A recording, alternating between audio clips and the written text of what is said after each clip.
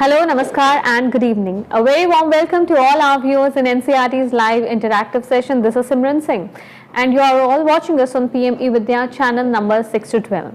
Viewers, you can also connect with us through our YouTube channel that you all know. It is NCERT Official. So it's around 5 PM ticking on your watch, and regularly from 5 till 5:30 we come up with our special sessions known as Sahyog. Guidance for mental well-being and psychosocial support for all the students and viewers watching our sessions out there. So we discuss about certain significant and important topics for all of you, and today, before sharing the knowledge of the topic, I would like to ask a question to our viewers. You can write the answers in the comment section. Have you ever come across a situation in your life where you might have felt whether or not to do this, where you have had your fair share of apprehensions or any emotional or ethical dilemmas that you have faced?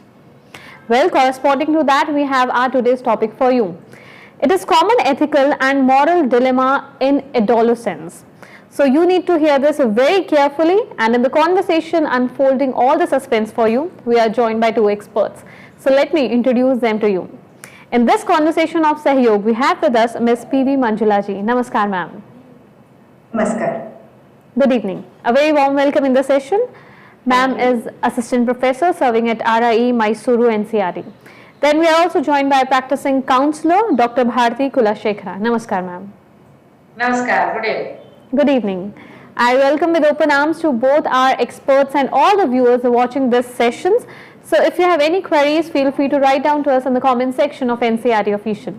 Besides, here are two mediums. Our contact number is 8800-440-559 and also a specific mail ID for Sahyog that is flashing on your screen. So you may also write about your doubts and feedback at this mail ID. sahyog.ncert@ciet.nic.in. So let's begin this conversation on common ethical and moral dilemmas in adolescence. So in the first place, I would like to move the conversation towards Manjula ma'am and ask her, ma'am, what are the ethical and the moral dilemmas in adolescence? And following that, what are the factors that influence the moral and ethical development in them? Thank you, Simranji, for the question.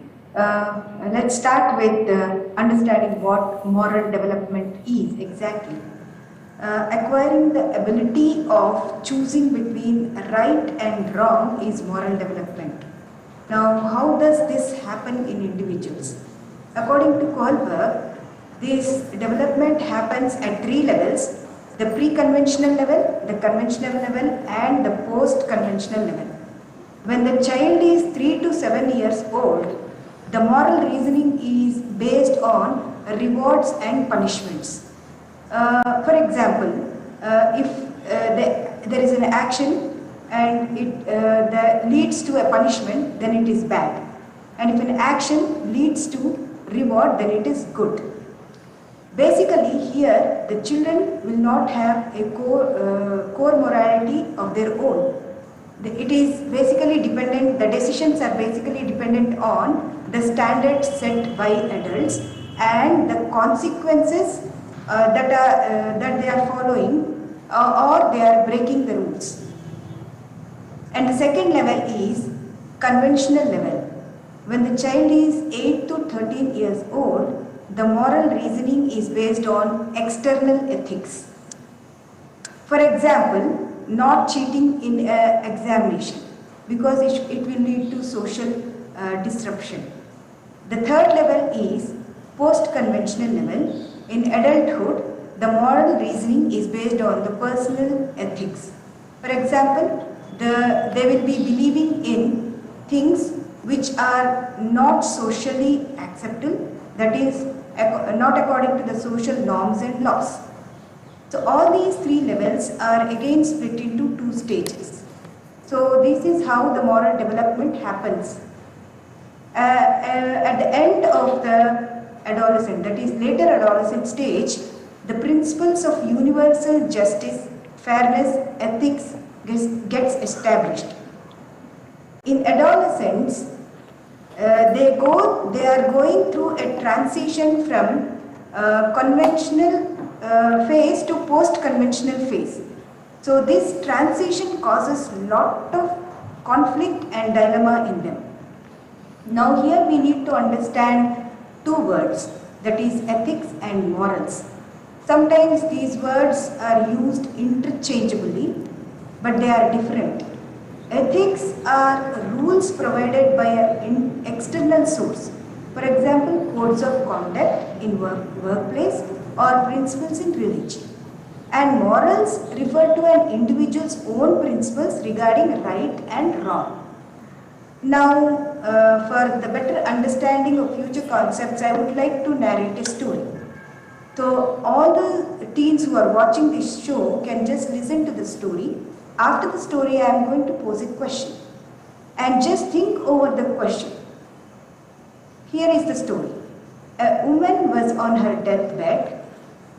There was only one medicine that the doctor thought it might save her. So the pharmacist that made that particular medicine sold it for 10 times the price of the production cost. The sick woman's husband, Mr. Hines, was so poor that he could not afford to buy the medicine, not even with the financial help of the friends. So Hines pleaded the pharmacist. He then asked the pharmacist to sell it to him for half the price, but the pharmacist refuses. To save the life of his wife, Hines broke into the man's pharmacy and stole the medicine. Now this is the story. Here is your question. Should Mr. Hines have stolen the medicine? Was he correct in doing that? Your answers might have been yes or no, with your own justification. But you should also realize that there is a compromise with ethics in both the answers. So, such a decision-making context where any of the available options requires the individuals to violate or compromise on their ethical standards is ethical dilemma. I would like to give one more example here. Suppose a person is lying to his authorities to save his friend. So the choice of the person may leave him feeling burdened or guilty because he is lying, but it may relieve him because he is helping his friend. So this is a situation in which a person is torn between right and wrong and looks at the very core of the person's principles and values. This is a moral dilemma. Now let's look into the factors that influence the moral development. The family values influence the moral development. Interpersonal communications in family, if they are disruptive, they are harsh, abusive, then child will emulate those behaviors and that will cause a disbalanced relationship for the child with in their external relationships. A teetotaler family's choice may not be coinciding or may not go with peers' choice of social drinking. And the adolescent would like to be in group with peers. So this will cause a dilemma in the child and this will cause a conflict in the adolescent. The principles of religion will also contribute for moral development. Trauma, the physical trauma, emotional trauma, sexual abuse, death of a family member or a close friend, the situations which have occurred during lifetime or childhood situations may also influence the moral development. Abstract thinking in contrast with the concrete thinking in later adolescence will help them analyze situation in multiple perspectives. For example, being a vegan or a non-vegan is individual choice. Social learning. This is also an important factor which influences moral development. Important factor. So, the impact of authority. The choice of role models also influences moral development. As rightly said in Bhagavad Gita, यद्यदाचरति श्रेष्ठः तद्देवे तरोजनः सयत् प्रमाणं कुरुते लोकस्तदनुवर्तते. In society, people emulate virtuous individuals and follow examples set by them. So, as a society, our morals and ethical behavior in all circumstances is essential for good and moral ethical development of adolescents. Yeah, thank you so much, ma'am, for sharing those details. I must say that was quite a powerful explanation of ethical and moral dilemmas. And ma'am, you have also shared a story with us and posed a question. To that question, we have an answer in the comment section. So one of our viewers, Venkata Suresh Kumarji, says no. Mr. Hines shouldn't have stolen the medicine to treat his wife. Well, my opinion differs from the opinion of our viewer that we are in moral and ethical dilemmas. But what are the common ethical dilemmas that we see in adolescents or in our society? And being teachers or parents, how could that dilemmas be addressed? Bharti ma'am, would you like to answer that?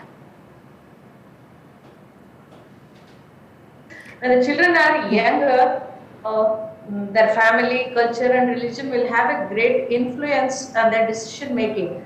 And at the same time, during the early adolescent period, peers have a greater influence because they play a very significant role in their lives. So, adolescence is a stage wherein an individual forms her beliefs, values, that is mainly shaped by their experiences, and moreover they are very much vulnerable to all sort of attractions and distractions because the development is at its peak, like mental, emotional and physical development, and at the same time even this moral and ethical development is also at the peak. That is why they get more and more dilemmas. They struggle with these dilemmas because they struggle because they are not wise and wise enough, rather. I don't mean to say that they are not wise at all, to make good decisions. They are not experienced. So if you are a parent of a teenager, an adolescent, you need to know what are those ethical dilemmas they go through, so that the adolescent will feel like they are being understood by the parents and the teachers. So the range of dilemmas are like this. The very important area of ethical dilemma is academics.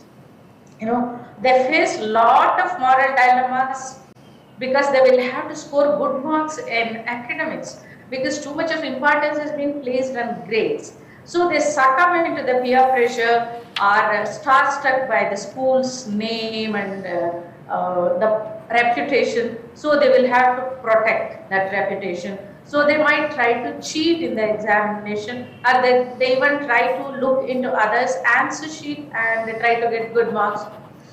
They rely upon this cheating because of the importance given to the grades.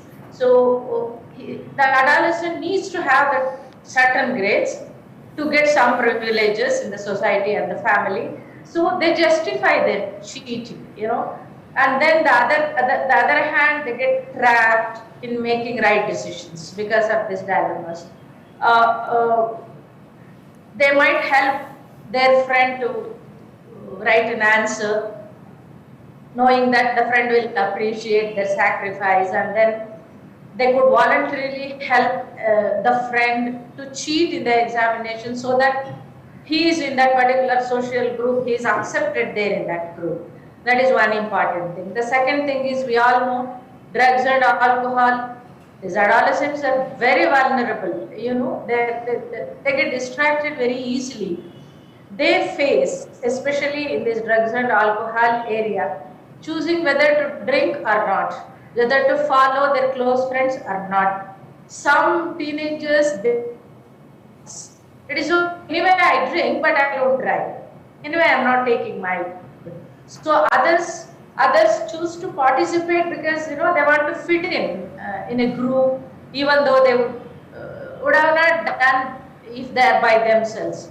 And normally an adolescent thinks that if they follow all this smoking, drinking, they are considered as cool and they are very popular in the group. So all these pressures, they put them in lot of dilemmas.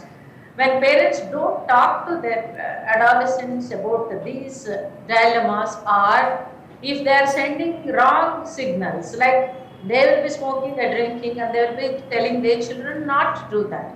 So again, the adolescent is in a dilemma with that what they are saying, they are not practicing. Then why should I follow it? There is a confusion. So honest communication is the key for all these. And then the moral area is the lying. Lying is nothing but, they fear the truth or they want to protect somebody, as parents or the friends. They don't want to hurt their parents and family or the friends. So they try to hide. They don't want to disappoint their close ones. So the next part will be like snitching. Snitching is nothing but, adolescents, they hide a lot. They don't give up the information about their friends or their practices to anybody. They think that they will be betraying, they are not loyal to their friends. So snitching is a very important dilemma area. And the next is risk-taking behavior. We see this very commonly in adolescents because the social environment is not stable. We all know that. Our adolescent is under immense pressure. It can lead to irresponsible and inappropriate behavior. We might be thinking that, no, they know the social ethics and all, they'll be able to follow. But the thing is, there is a less self-control and poor decision-making ability during adolescence. We will have to accept it. So as a responsible parent, so I need to take certain care and giving guidance to them. And complaining is a very important area. Adolescents complain a lot and we try to discourage them. Gossiping, because they don't want to annoy or betray their peers. For that reason, many a times, adolescents, they gossip and they complain about others. So they will have to decide between disloyalty to their friends and their personal safety too. This is the greatest ethical dilemma they have. They are worried about the well-being of their friends. A friend is drug addicted. They are in a dilemma whether to inform it to the school authorities or to the parents. Parent, or my friend is going towards self-destruction. What should I do? Should I not protect my friend? So these are the dilemmas they get. They might ignore seeing a friend stealing something, but they think that they are protecting that parents. They are caught between right and wrong things. And normally what I would say is they weigh between pros and cons of lies or truths before choosing which way to go. If they think going towards this lie will protect them or their friends, they will choose. So we will have to help them how to deal with all these things. And when we come to the crucial issue is, how should we address these dilemmas as parents and teachers? Because as adults and as parents, we play a very important role to make an adolescent's views clarified, make them understand what is right and what is wrong, how it has to be done. So we have a very crucial role to play in this. So we need to help them to deal with their inner conflicts. That is very important. See, unlike adults, they don't have the maturity to deal with numerous moral dilemmas they have. They will have to confront. The number is infinite while the growing is happening. So without support, love, care and holistic approach, it is not possible. The teenagers can be taught to handle tricky situations if we are able to give them clear guidelines. Most of the teenagers, what I have seen in my practice, they have a sense of right or wrong, right and wrong, and have a hard time ignoring the inner, the conscience. When they are doing something wrong, they are doing something unethical, definitely they will ask themselves, what I am doing is wrong or right. So they will have to make tough decisions every day. The peer pressure often makes it harder to choose the right path. That is why they need their parents and teachers' guidance to make good decisions. And even if they make mistakes, sometimes it happens. So it has to be corrected and they have to be guided to go in the right path.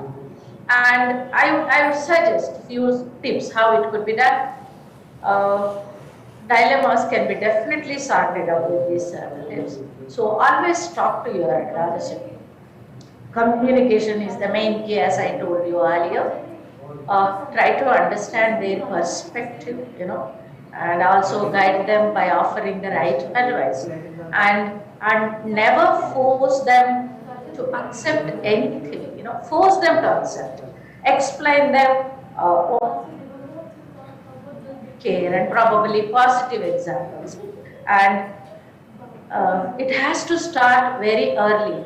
I would say from their childhood, right from their childhood, give them healthy doses of values and principles. We cannot compromise on that. The first step in such cases is to inculcate healthy habits in their personality, which is going to save them in any stage of their life. Good habits, create tremendous discipline and confidence in children. More than anything, be the right role model. Today's irony is we don't want our children to be like us. We want different children. So we say something, we follow something, and we advise children something else. So we are a good role model because children grow up watching us. We just cannot. They're like sponge. They absorb anything. They don't know the difference between water, oil, alcohol, poison. So let us be good role models to them. If we are fighting and complaining and we are telling them not to do the same, no, that is not possible. Broaden their horizons by giving them good books to read. Sit with them, read with them. Don't enforce principles and rules like a dictator. Remember, they need time to accept. They are growing. They are at the threshold of adulthood. So definitely they want their autonomous decisions. Don't just explain what is wrong. Tell them what is right also. That if I keep on telling that smoking is wrong, that brings unnecessarily, a great amount of pressure and guilt. That's it. It's not going to help the adolescent in any way. It is a negative way to shrink their horizon and maturity. Instead, make them understand how smoking kills lungs. That's it. Take examples from their biology lessons. Show them examples, people around them who are suffering from lung diseases due to smoking. Help them understand real life and real life. They are totally different, and not all that is shown on TV is real. So don't stop them presenting their viewpoints. That is very important. They want to argue. They want to convince you and as well as themselves. So this habit, if it is developed right from the childhood, and whenever the child says something, listen very patiently without dominating. So they get an assurance that we can share anything and everything with the parents and the teachers. So they will talk about their wants, their needs, and as well as their dilemmas too. If they won't open to you, it will eventually bring in lack of communication. So helping children dealing with moral dilemmas is an essential step parents must take. There is no bargain on that, and the role of teachers just cannot be underestimated in this journey, because they're often influenced by their teachers. So there are lots of interactive classroom group exercises through which teachers can help teenagers understand several situations in which issues related to right, wrong, and morality arise very frequently. Once the adolescent grow as a confident adult, their outlook also gets broadened and they will be able to live a life completely based on their own intuition and understanding. And that is what we wanted to happen. And it is the greatest responsibility on parents and teachers to make our children a responsible citizen too.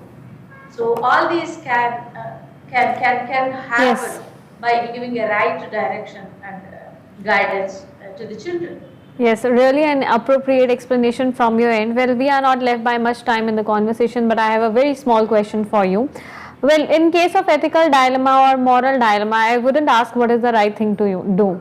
But I really want to know who is the right person to talk to or confide in or concede in our feelings. Exactly, that adolescent must have a confidence that I have a right person to talk about all these, dilemmas. So that kind of confidence has to be given provided by the parents and teachers, so that they talk about this openly and through Of which will course. be helping them to choose the right path. Of course, I am sure that our adolescents, the teenagers, the students watching this session will make a note of all the important points. Thank you so much to both the experts. Thank you, Manjula ma'am, and thank you, Bharti ma'am, Thank you. Thank for you, being madam. a part of this conversation and sharing such an important concept that is about common ethical and moral dilemmas in adolescence through this platform. Thanks a lot. Thank you to all the viewers who have connected with NCRT for this particular session. Stay connected. We have a lot of sessions for you. Don't go anywhere. Keep watching PM eVidya channels. Namaskar.